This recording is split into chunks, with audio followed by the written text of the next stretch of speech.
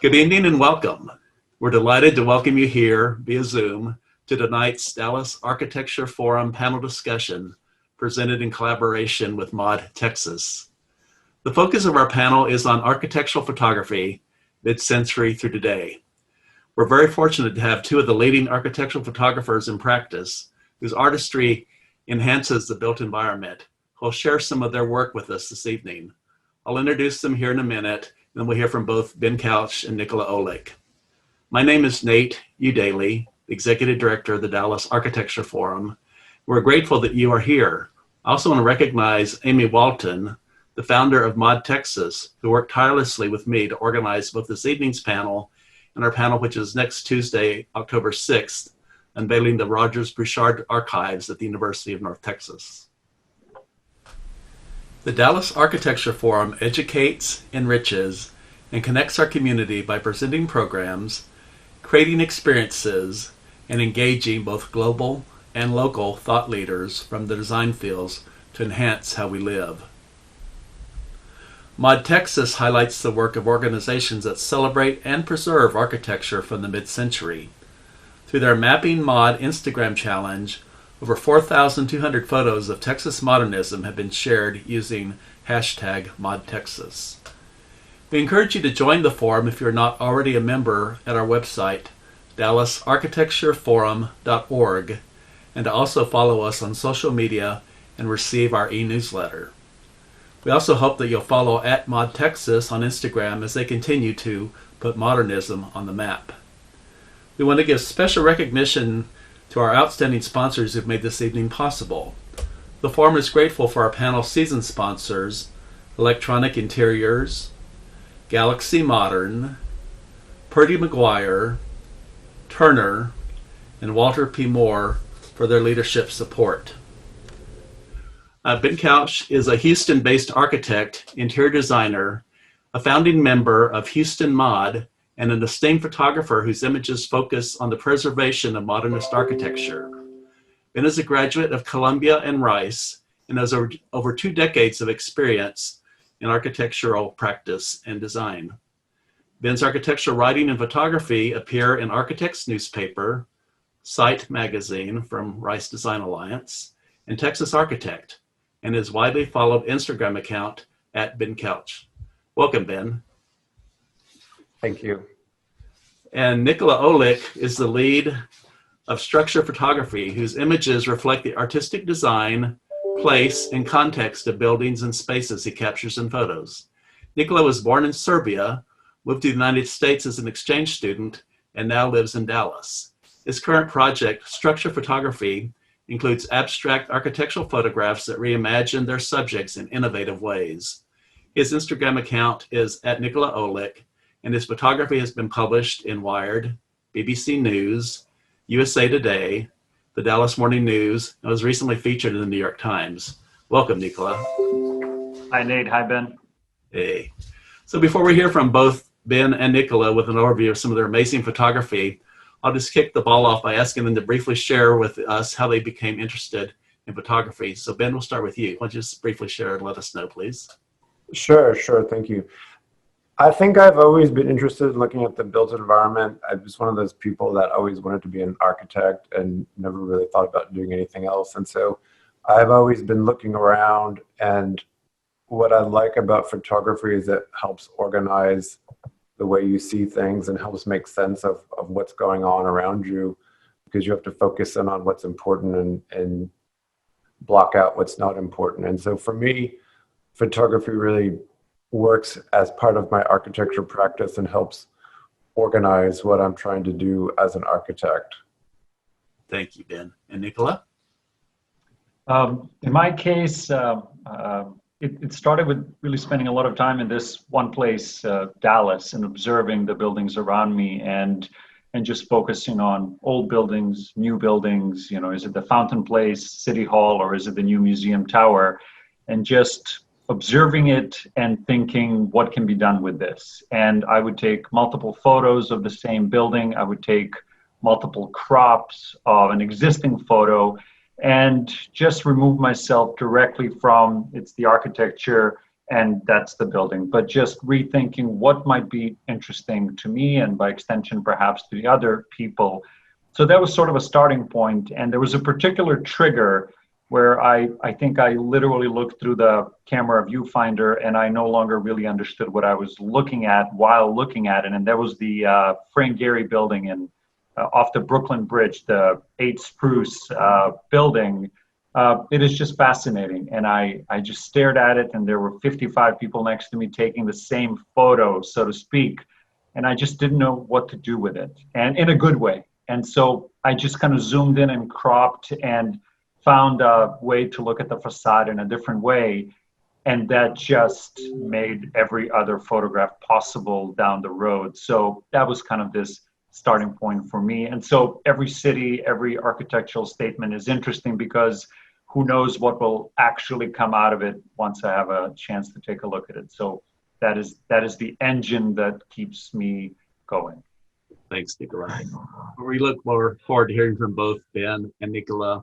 We'll hear from Ben first, and then Nikola, and then following their presentations, we'll have a chance for the audience, for those of you viewing, to submit your questions via the Q&A function in Zoom. So enjoy these amazing presentations by these two great photographers. Ben? My presentation is called Where Texas Meets the Sea, Modern Building in Corpus Christi.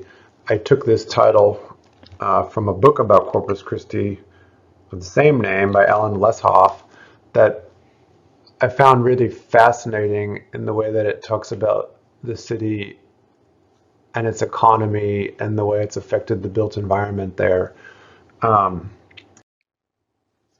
As an architect, when I first moved to Texas, I came across the Galveston that was, and this book was fascinating to me because it opened my eyes to architecture, Victorian architecture in Galveston, which I was not familiar with and not particularly inclined to like. When I went to architecture school, they taught us that modern architecture was the only thing you were supposed to like, especially not gaudy Victorian architecture. But this book was written by Howard Barnstone, who was an architect in Houston who was known for his modern design, and published in 1967, which was an unusual time to be writing a book like this, and the author was unusual.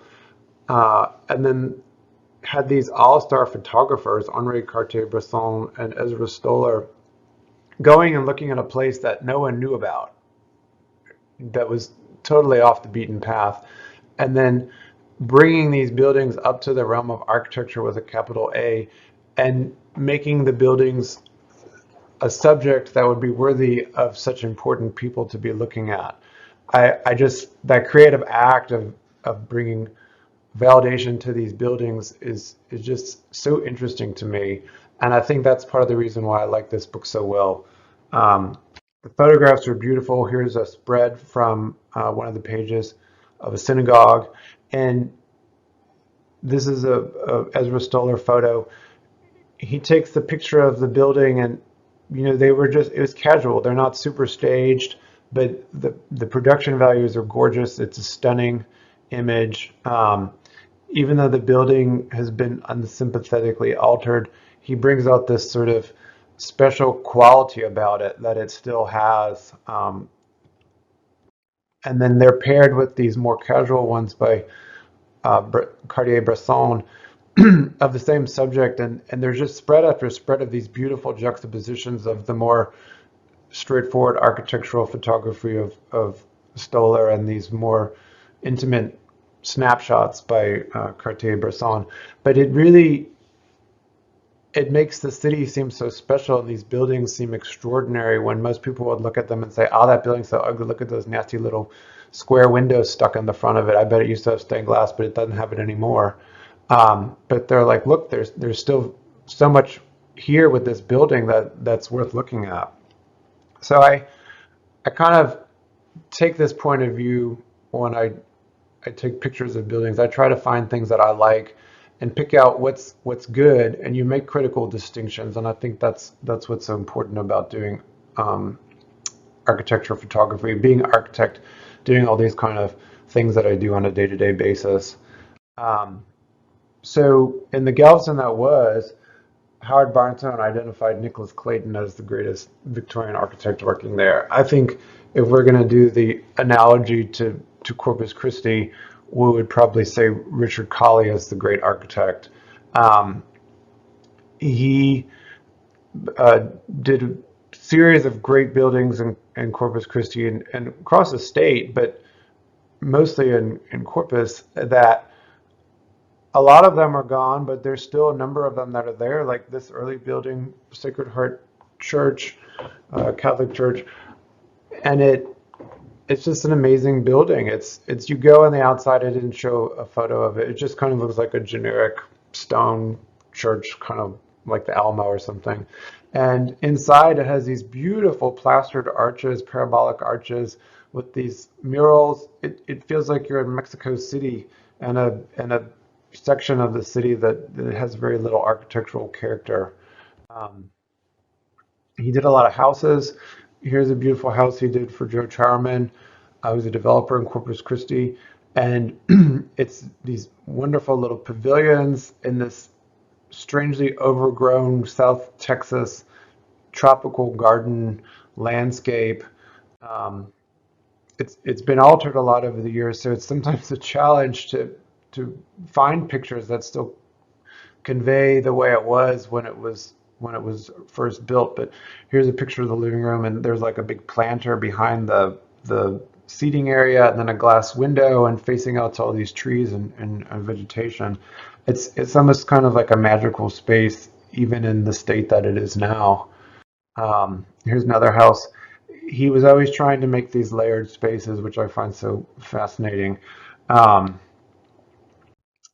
the owner let us peek inside, but you can see the screens are replicated from the front to the back. So when this house was first built and the air wasn't air conditioned necessarily, they could slide open these doors and get this amazing breeze from the front to the back of the house with these architectural screen porches. Um, this is a building that he designed that was a art gallery and a house for the owner, but it was a remodeled gas station. So they took a gas station from the 30s and built this wall around it, and with the salvage material from Mexico at the door. And then this was the canopy over the gas pumps, and that column there was a gas pump on either side of it, and he just simply encased the whole thing in glass and put all these trellises around it, and the fence you can see sometimes it's pierced brick, sometimes it's solid. Use these massive doors, um, really to make a kind of a magical space that unfortunately when we were there was being remodeled, and I have not seen it since, so I'm a little bit nervous.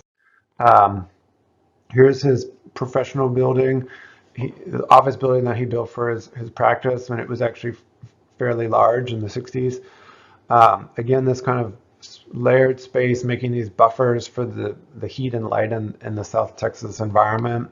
Um, they're still occupied by architects, but they're a lot smaller firms. There's a lot of empty space inside the building, and they've dedicated some of the outdoor gardens to rabbit cultivation in that picture. Inside, there was these other courtyards. This actually used to be an aviary originally, and there were screens where the glass is now, and they had tropical birds in there. Um, but beautiful craftsmanship, these ceramic lights by Martha Mood, and the detailing on the stairs is so amazing. You know, the little pegs holding it together, and the fact that the stair has a little metal leg at the bottom, so it looks like it's floating off the ground, and the cypress paneling on the walls. Um,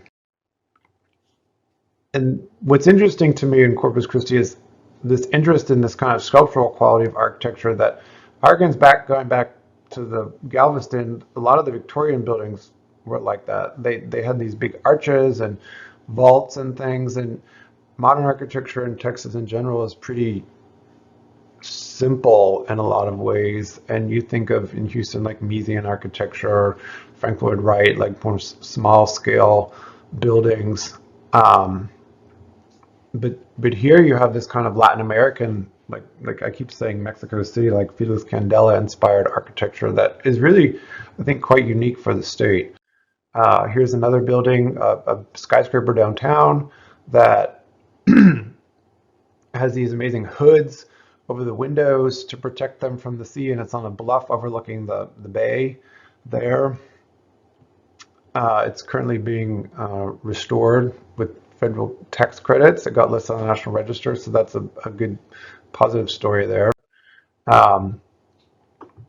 Here, the Art Museum of South Texas, a building that Philip Johnson, a New York architect, was imported to Texas to design, and he specified this amazing white aggregate concrete, and the whole building is just a solid mass of white concrete, and it's right on the bay.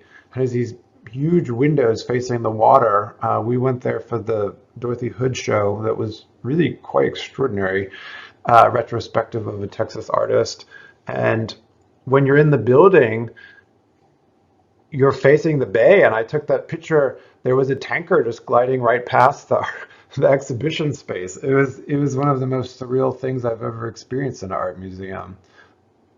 And more of this kind of almost outlandish, so exuberant, the design of these buildings, that they really are remarkable to me for the spirit that they convey, the animation in them. I don't know who the architect of this building is. Walter Wisnia, he was a colleague of Richard Colley. He designed a whole bunch of buildings too, a little bit more mannered, I would say, but fascinating nonetheless. This is a bank that when we visited was just about to close, unfortunately, and was still being used, and it has these series of raised roof sections and glazed clerestories to let light into the banking hall. Here you can see inside, completely intact, 60 years old, and they left everything just as it was. They were using it up until the day we were there as a bank. You can see people in the drive-through there on the right-hand side. And then they sold the property to the Corpus Christi Transit Authority, and they want to tear the building down now to make a bus stop. And they already have a bus stop right around the corner. So and the Transit Authority didn't even think this building had any merit. They didn't even think it was worth talking about or trying to save. And then there's the sculptural buildings in Corpus Christi, and then there's also these more kind of case study. This to me is always what I think of as South Texas architecture. When you go down to Brownsville or Harlingen, you see a lot of buildings like this, and this was designed by John York, who was a Harlingen architect.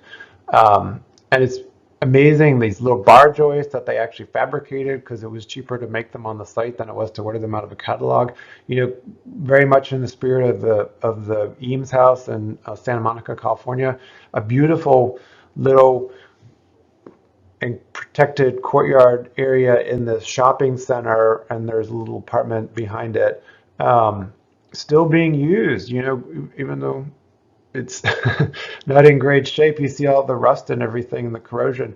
It's still got businesses going there, and there's people that appreciate it. Just hope that somehow someone can come in and stabilize it. It's been here so long, and it's such an amazing little building. Here's another one of these kind of post and beam buildings with these absolutely miniature structural elements. Like these pipe columns are barely an inch and a half across, and it's withstood hurricane after hurricane after hurricane, so they must have done something right. And these little beams that they've got in there that are just made out of 2x10s and 2x8s that are bolted together and then chamfered on the ends to make them look even smaller. Just an amazing house, and built by the West Kiwanis Club, as a demonstration house. Can we imagine a civic club building a house like this today as a demonstration house, like as the way you should be living modern life? It's just such a rich legacy that they've got. And I'll end on this one, but not all of these buildings are designed by architects. You see how far modern architecture permeated into the culture, is that even this donut shop has a massive architecture treatment with this reinforced column and beam, concrete cantilever, and the concrete tees for the canopy there. It's just amazing to see how deeply modernism penetrated into a city that we don't really think about very much anymore. And there's still so many of these buildings left, and they're still being used, a lot of them, but a lot of them are gone.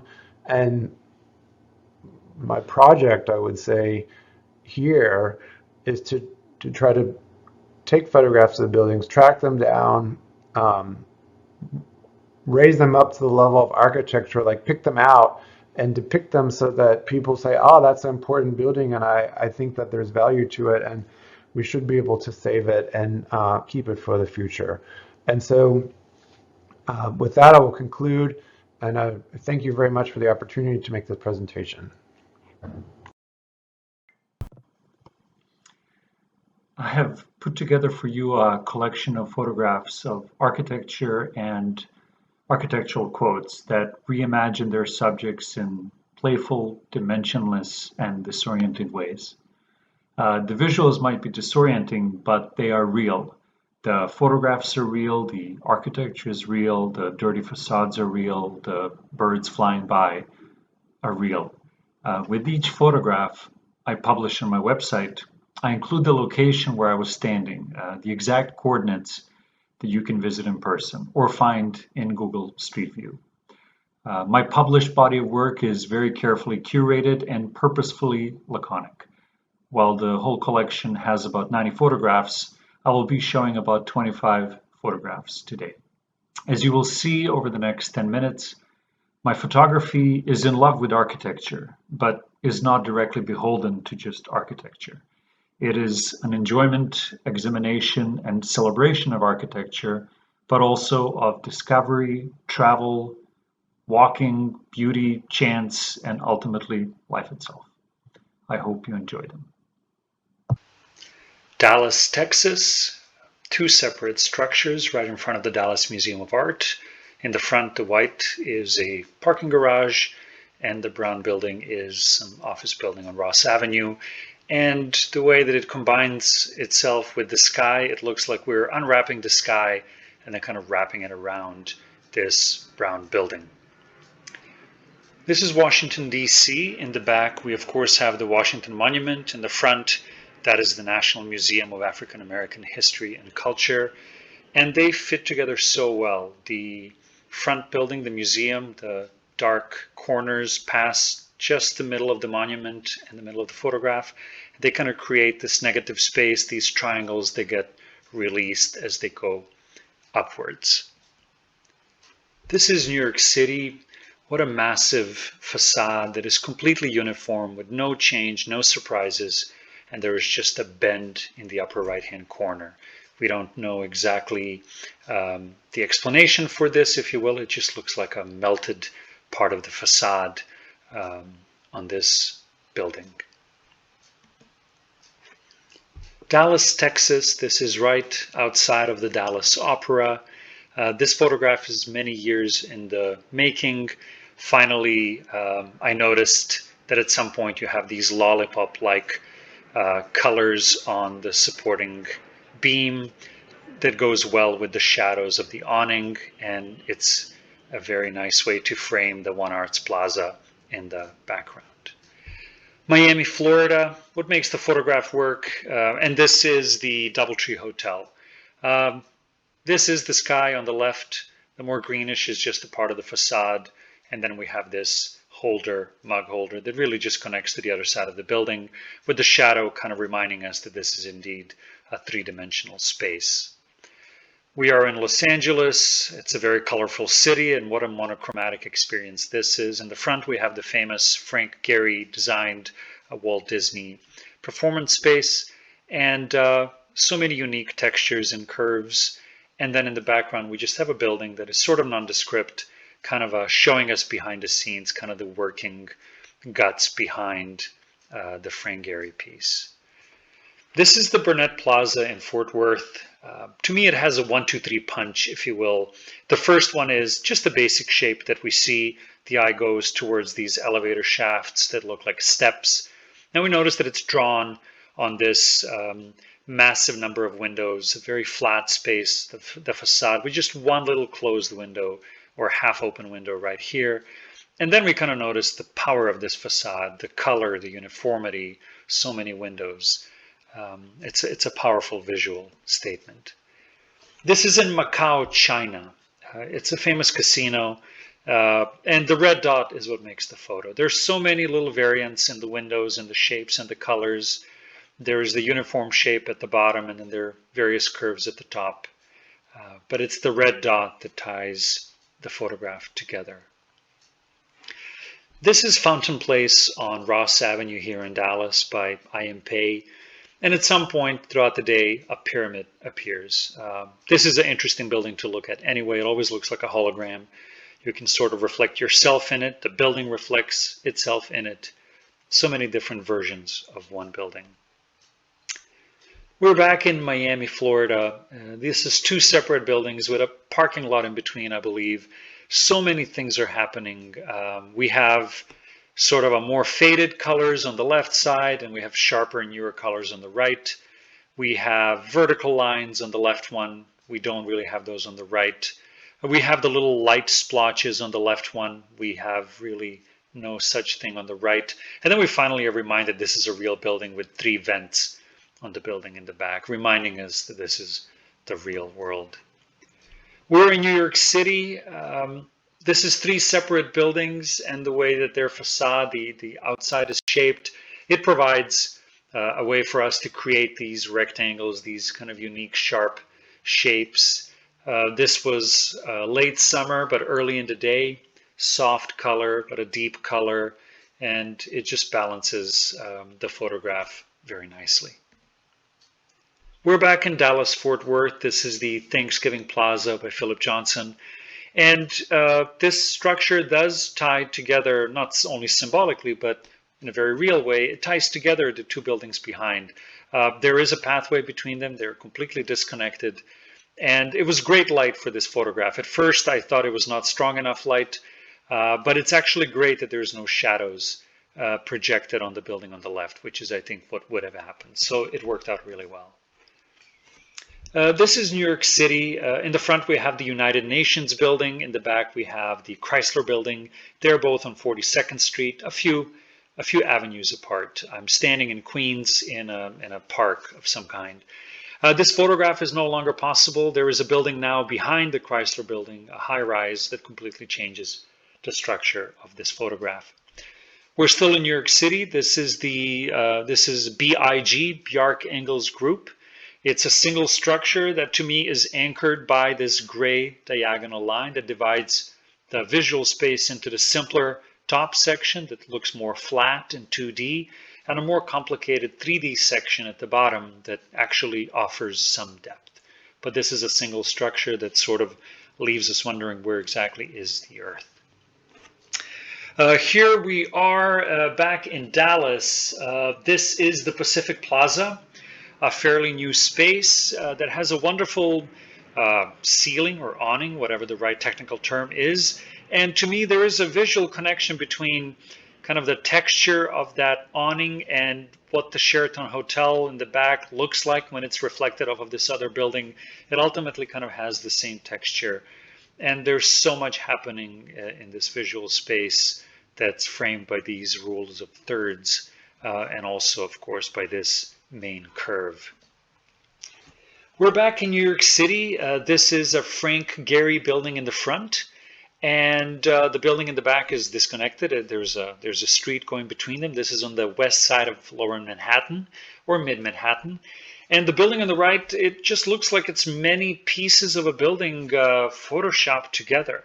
The facade is such that I had to walk up and actually touch it and kind of knock on it to get a sense of it not actually being made out of foam. So a pretty surreal space, even to just look at that building itself, and then it goes even crazier when you add the building on the left in the background. Here we are in Milan, in Italy. The name of this photograph is The Loneliness of the Long Distance Runner. What all is going on here? We have a flat plane, but then we see that the windows go downwards towards the ground, I suppose. Then we have a black line that's kind of a curve pointing to this silhouette We see other curves, but they don't have any people on top. How does the building end? How does it begin? Are there more people running and dancing on the roof? All of that remains unknown. Well, it's known to me. So it's a fantastic space to explore. I spent many hours looking at it. We're back in New York City, just an unexplained tarp with two openings that tell us and remind us that, yeah, the building in front of us, it does have a section that kind of has straight, simpler vertical lines, but then there's a section with squares and cubes, and it's all a part of one same building. We're back in Dallas. This is another version of the Fountain Place from IMP. I'm simply taking a line that is not a vertical line and I'm making it so, which completely changes the structure of the building, and it creates this new extension in the upper part. And it's very important for the power of this photograph, how the clouds are both in the building but also around, nicely distributed.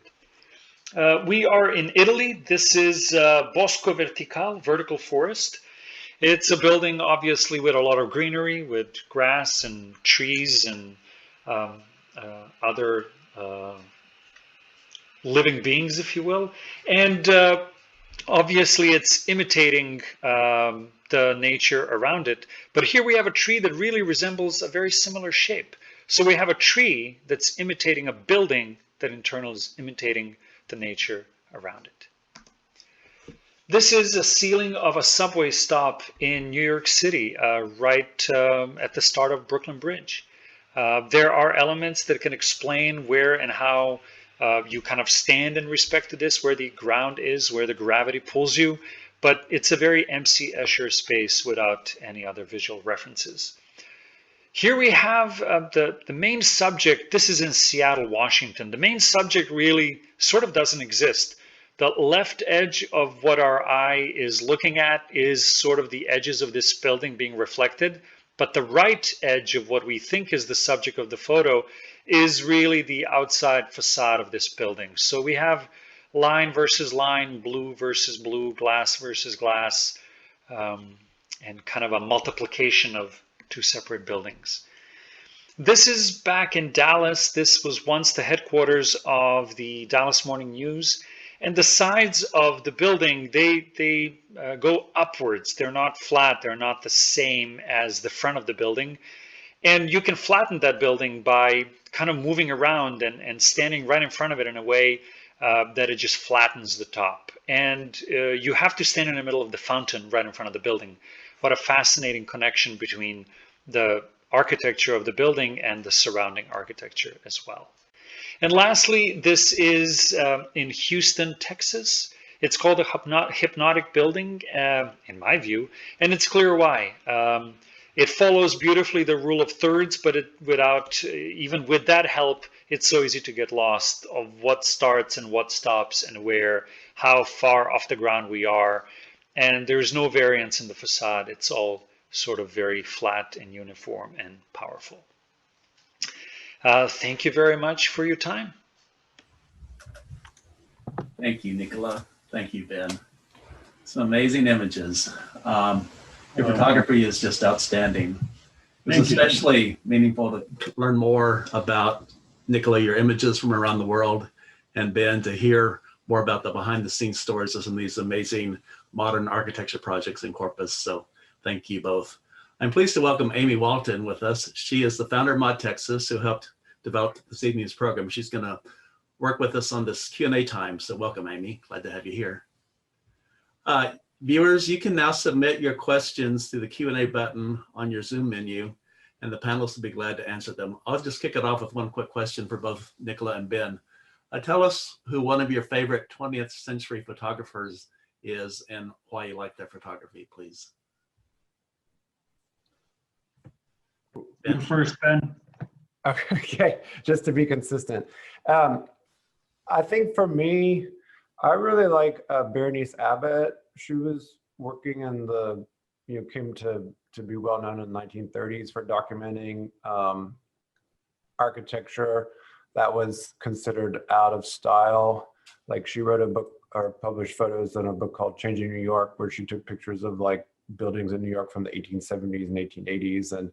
and the 1934 did another exhibition with Henry Russell Hitchcock, who was an eminent modern architecture historian, on the urban vernacular of American cities before the Civil War. So the 30s, 40s, and 50s, but the 1830s, 40s, and 50s. But she just had a real critical eye, and it's interesting to see, again, kind of like going back to my presentation about the Galveston that was, she was doing something similar to elevate these sort of anonymous buildings that were considered to be part of the background of the city, and show that they actually are important contributions to the physical form of the city. Great. Nikola? I think for me, the first photographer that comes to mind is a German photographer, Andreas Gursky, from the Düsseldorf School of Photography. So he does large format color photography, architecture, landscape. So he's not a classic architectural photographer by any means. And I find his photography to be very precise. I find it to be sort of precisionism from the world of painting, and formalism, that the photograph is exactly the way he did it. And if you go an inch or a foot to the side, it is no longer the photograph he had in mind. So I flip through his collections of photographs that I have very often, and I can just feel and imagine the amount of work it takes to exactly make the decisions he makes. And I have to throw out just a few other names. I think of 3 or 4 photographers because they're all around me and I live in this space between them. Michael Wolff is one of them. He recently passed away, a German photographer as well. Luigi Ghiri is a fantastic Italian photographer, a very humorous one. And Andres Kertész is a wonderful photographer as well. I'm just throwing out these names. Between these 4 photographers, the vacuum between them is the joyful space in which I look for visual statements in our world. Great, thanks so much. We've got a few questions from viewers. I'll kick them off, then maybe Amy, you can pick up and ask some of the others. So I think the first 2 are for Ben. The question is, you drive around looking for interesting buildings, or do you go seek them out knowing already what you're looking for, or both? Then the second part of the question for you is there a historical society in Galveston? The second part, the Galveston Historical Foundation is very active, very good historical association that promotes the preservation of architecture in Galveston. And that book really sort of kicked off the effort to get that going in the 1960s and 70s. The first part of the question, it's kind of a mixture of both. You know, I spent a lot of time reading architecture guides and looking up things on the internet now that so much is online. But I do, you know, sometimes make a list of buildings that I want to see based on some place where I'm going to be going. And then as I'm driving around, something will catch my eye and I'll veer off and take a picture of that too, because there's always so much that's not really on the list because lists are never completely complete. So yeah, I guess that's the way it is. Great. Amy, you want to ask a few from the viewers? We also have a question from someone asking about any monographs that you have. And I might do show and tell a little bit while you talk about some of the pieces that you put together. Sure. And those, just to be clear, are not my photography, but my writing. And so I sort of see my photography more as like an instrument, just as a way to convey information, and use it more as a tool rather than trying to actually promote it by itself. But the books that I co-founded Houston Mod, which is a preservation group that advocates for modern architecture in Houston and the surrounding areas, in 2003, and have been writing periodically over the years monographs about architects in Houston that we think are important. And so in 2017, I wrote my last one, which was on Arthur Jones, who was an architect that designed an awful lot of buildings, but is not someone that we remember very well anymore. Yes, that one, which you can buy on the Houston Mod website. If anyone wants to buy it, it's still available. Great. There's one question, I guess for both of you, that they're interested in what photography equipment do you use, and can you talk a bit about your technique?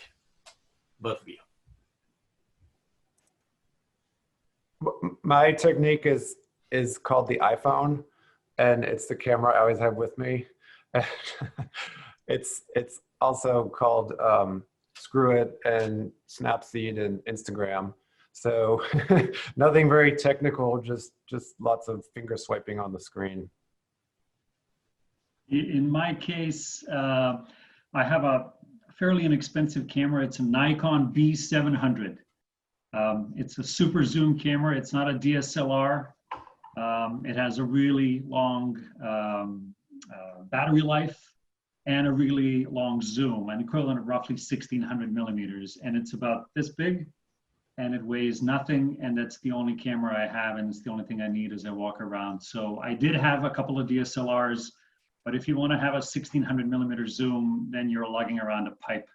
And it literally slows me down, and it hurts, and it's not fun, and I can't move around as much. So I realized that I really don't need that. And the nature of my photography at the core does not require for the quality of lenses that would bring up things that you would need in fashion photography or other types of photography. So towards the chance of the best photos and the greatest luck of moving around the unknown space, I just have a single camera that is very easy to use and very easy to replace if anything goes wrong.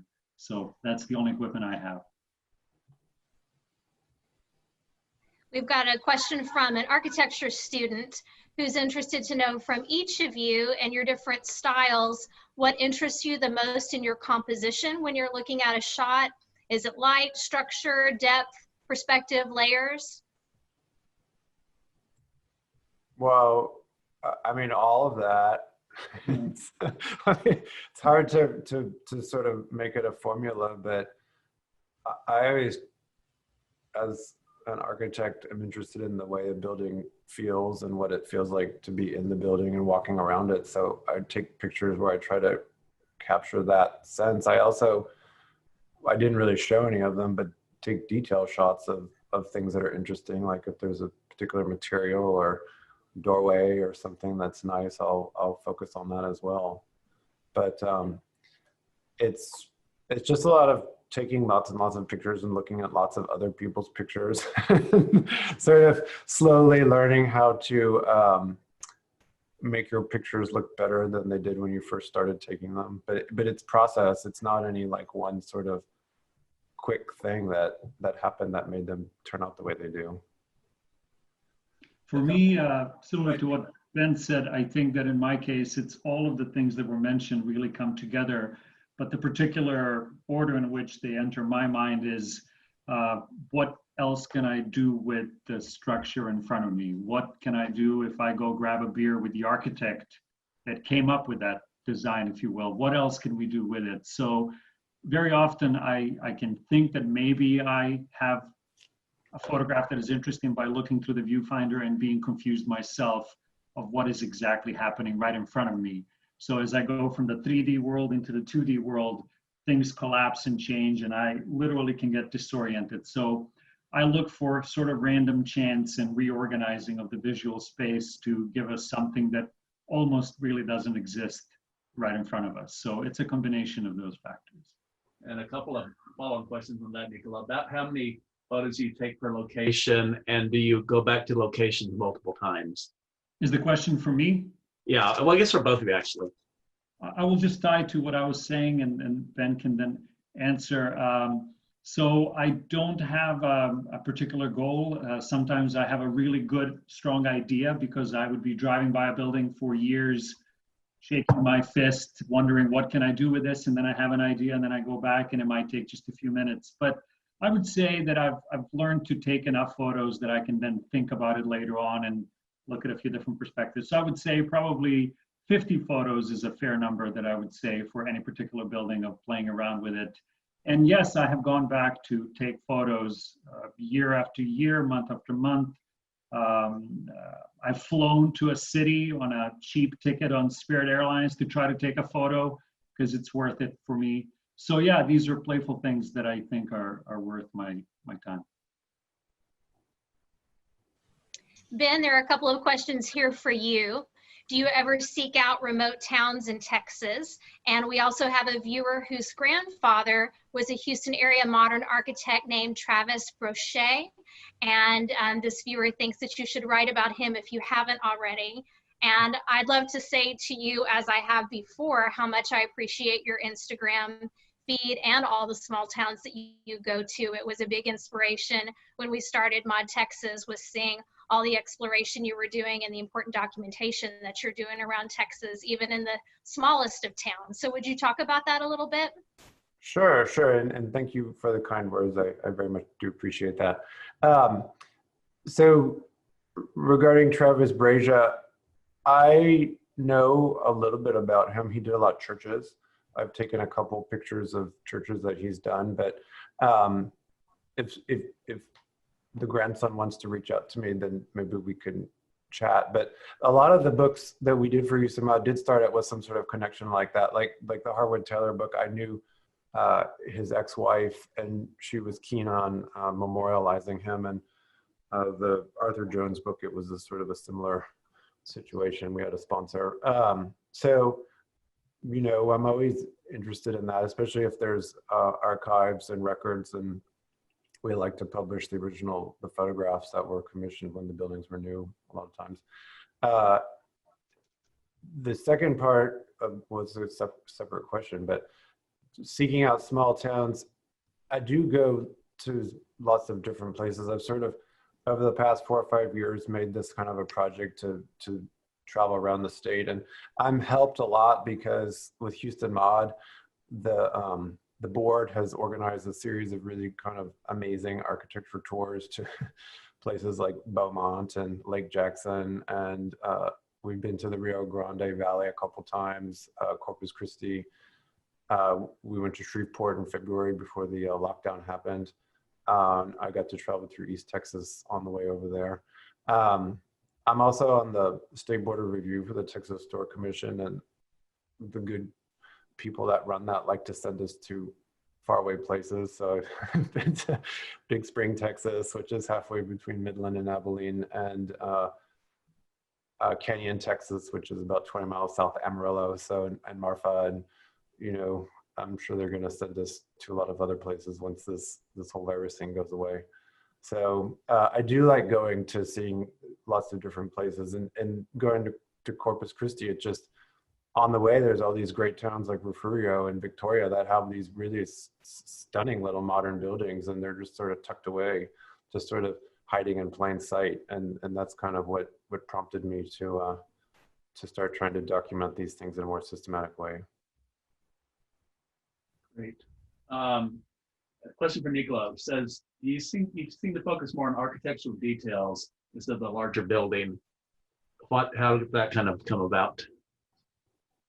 In some ways, I think that is the core of my photographic interest, that it started with what I mentioned in the intro, started with a Frank Gehry building off the Brooklyn Bridge, that once you have especially if it's a well-known structure right in front of you, you know, what do you do with that becomes interesting for you to look at your own photograph again and again and again, and to rethink what you see. So getting lost in the facade is one of the ways that I can have a relationship with a building, that it just removes the earth, removes the humans, removes things that it becomes disorienting, it becomes dimensionless, and you literally and figuratively get lost in your viewfinder, you get lost in the photograph. So yeah, of course it is a building, it exists, but it takes on a different life. So that's where I find joy in seeing what can I do with the facade in front of me, or combining a couple of different things and just thinking what else works. So some of it is randomly driving around and doing a 360 around the building.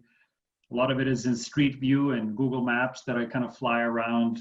I would use the scooters that used to be available in Dallas and just explore the space and just see what might work and think about it. So I think in some ways you introduce these constraints, but that becomes liberating, that you work within a space that is not normally seen. People don't look at a building like this. And I find some of the visuals that come out of it to just be a joy to come back to year after year, photo after photo. Ben, we have a question from someone who'd like to know a little bit more about the bank building you spoke about and whether there's a local effort to help preserve it. There's an effort, but it's not local. It's me. I initiated a Section 106 review of the building because they're getting federal money to do the bus stop, and with the Texas Historic Commission, we started that and we basically stopped it. So now the building is boarded up and unused, but it's still there. So we're still waiting to hear what the Transit Authority is going to do to move forward. We've got a couple more minutes. I'm going to ask each of you one last question. And I think since we have more questions, those of you that don't get your questions answered tonight, you can direct message Ben or Nikola on their Instagram accounts or get in contact with them. I'm sure they'd be glad to visit you further. So the question for both of you is, if you've had one, what's the scariest situation you found yourself in when trying to get a photograph? Any harrowing times? I mean, fortunately not too scary, but I was trying to take a picture of a David Williams house in Corsicana, and the neighbors weren't very pleased with me standing in front of the house trying to take a picture of it, and you know, the whole call the cops thing happened. But you know, it was diffused quickly. Okay. Nikola? I can name the authorities that I've had conversations with. Dallas Police has been kind. Boston Port Authority explained to me where the Federal Reserve is and what you should and shouldn't do with it.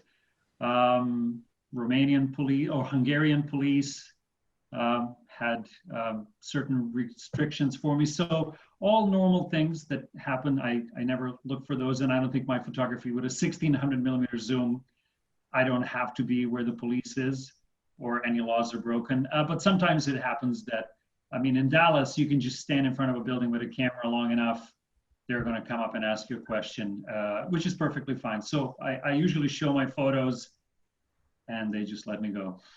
Oh, great. Thanks again to both of you gentlemen tonight for your amazing work. Amy, thank you for organizing this with me. This panel will be posted on the forum's YouTube channel in a few weeks, so you'll be able to watch it again or share with others who weren't able to join us tonight. We hope that you'll follow Ben, Nikola, modTEXAS, and the forum on Instagram. And again, thank you for joining us. Our viewers, we appreciate it very much. So to all of you, good night. Good Thank you, night. everybody. Night. Thank you. Good night.